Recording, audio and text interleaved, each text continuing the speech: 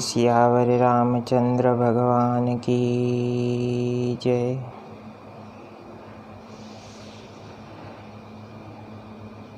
जीवन में एक ऐसा क्षण है जो हमें गर्व की अनुभूति कराता है,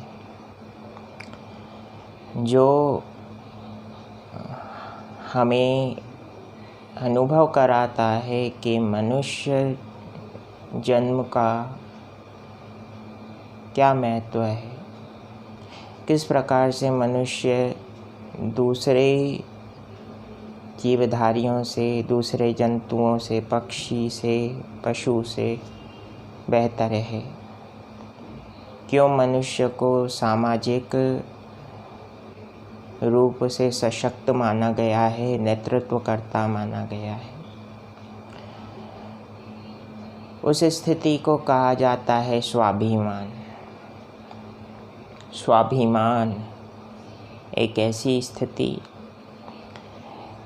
जब व्यक्ति अपने सामर्थ्य, अपने गुण, अपने ज्ञान के आधार पर जीवन में कुछ सत्कार्य करता है।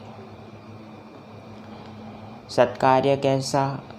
जिससे उस व्यक्ति का स्वयं का और उसके द्वारा दूसरों का सकारात्मक रूप से भला होता है।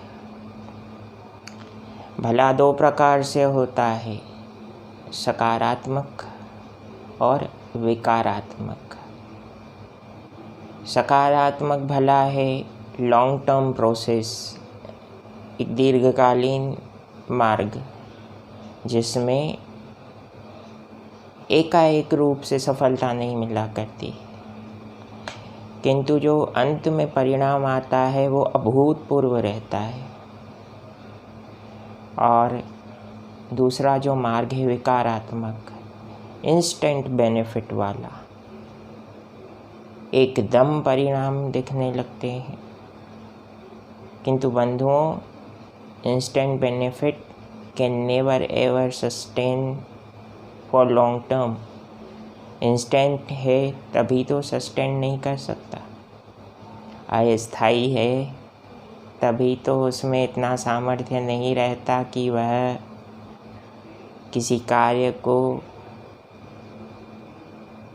अपनी सफलता को स्थायी बना पाए। तो स्वाभिमान एक ऐसी कड़ी है, एक ऐसा सद्गुण है जीवन का, जिसके आधार पर एक व्यक्ति अपने व्यक्तित्व को खड़ा कर सकता है, निखार सकता है और सतत रूप से अपने कार्य को करते हुए, अपने कर्म पर ध्यान देते हुए वह व्यक्ति मानव से महामानव बनने का जो शास्त्रों ने मार्ग बताया है, उस मार्ग पर आगे बढ़ सकता है। महामानव का अर्थ क्या है?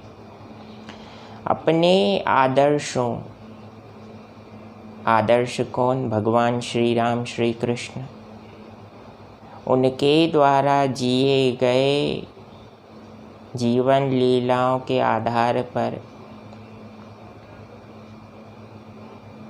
कुछ नहीं से सब कुछ, असंभव से संभव और अंधकार से प्रकाश को प्राप्त करने की स्थिति जीवन में लाई जा सकती है। स्वाभिमान से जीना हर व्यक्ति का अधिकार भी है और दायित्व भी। इसीलिए सदैव सतत रूप से हम अपने कार्य को करते रहें और स्वाभिमान से जीवन जीते हुए अपने कर्म के प्रति आदर भाव और अपनों के प्रति सम्मान का भाव रखते हुए जीवन में आगे बढ़ें। प्रभु श्री राम की कृपा आप पर बनी रहे। जय सिया राम।